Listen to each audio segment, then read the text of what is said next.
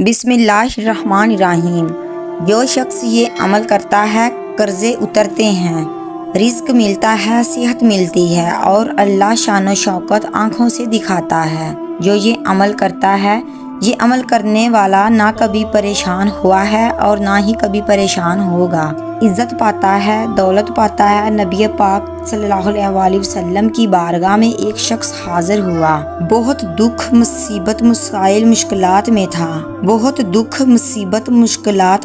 میں تھا۔ میرے حضور صلی اللہ علیہ وآلہ وسلم نے فرمایا، یہ عمل کرنا شروع کر دے۔ کچھ ہی دنوں میں لوگوں نے اس کے جسم پہ، لباس پہ، حالات پہ مالداری دیکھی اور اس نے آ کر عرض کیا کہ اب تو اتنا ملا ہے کہ پڑوسیوں کو دیتا ہوں، دوسروں کو بھی کھلاتا ہوں، اور پہلے عالم یہ تھا کہ میرے پاس فقر و فاقہ، غربت اور تنگ دستی تھی، اور اب میں لوگوں کو دیتا ہوں۔ میرے پاس کئی واقعات ہیں، واقعات در واقعات۔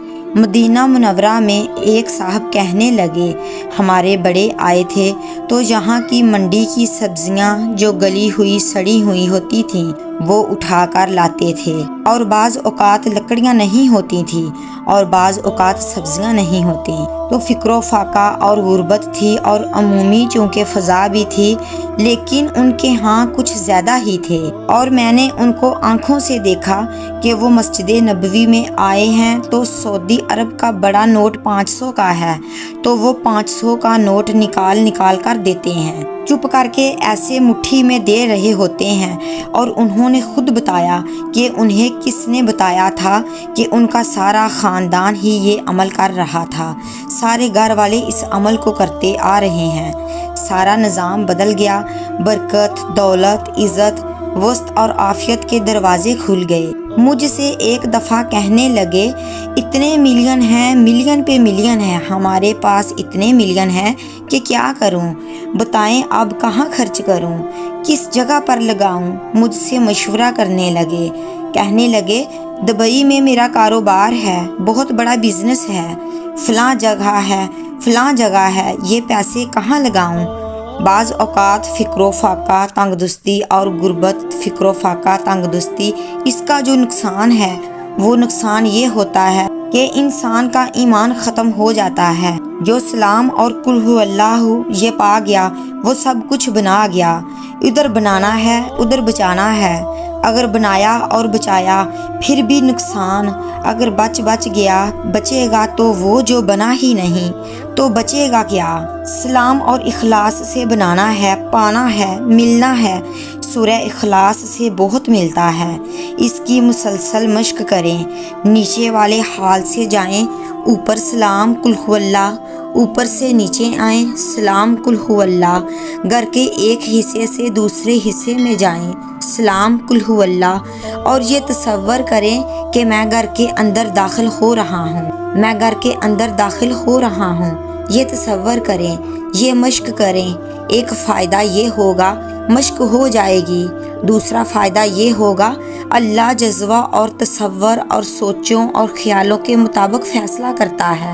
میرا اللہ کہتا ہے، میرے بندے میں تمہارے ساتھ تمہارے گمانوں کے مطابق فیصلہ کرتا ہوں۔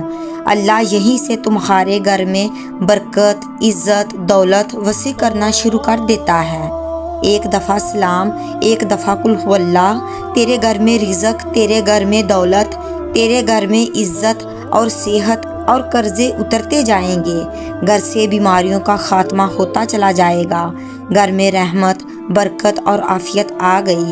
بس اس کی مشق کرنا شروع کر دیں اور یہی سے مشق کر دیں۔ ایک چھوٹی سی دعا کریں گے، چھوٹی مدد آئے گی، بڑی دعا کریں گے، بڑی مدد آئے گی۔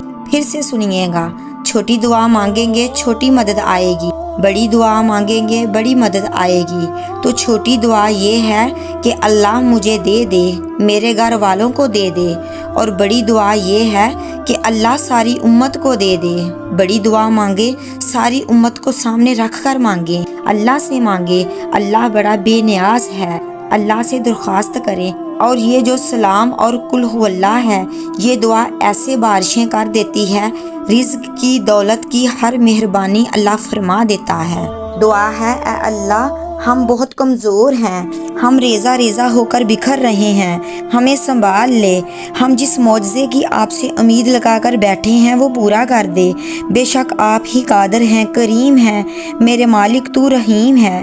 میرے اللہ، میری دعا پر کن فرما کر مجھے سکون عطا فرما۔ میری دعائیں بہت چھوٹی ہیں، آپ کی رحمت بہت وسیع ہے۔ میرے ساتھ نرمی کے معاملات فرما کر میری ادھوری دعاؤں کو پورا فرما دے۔ بے شک آپ بہت مہربان اور سننے والے ہیں۔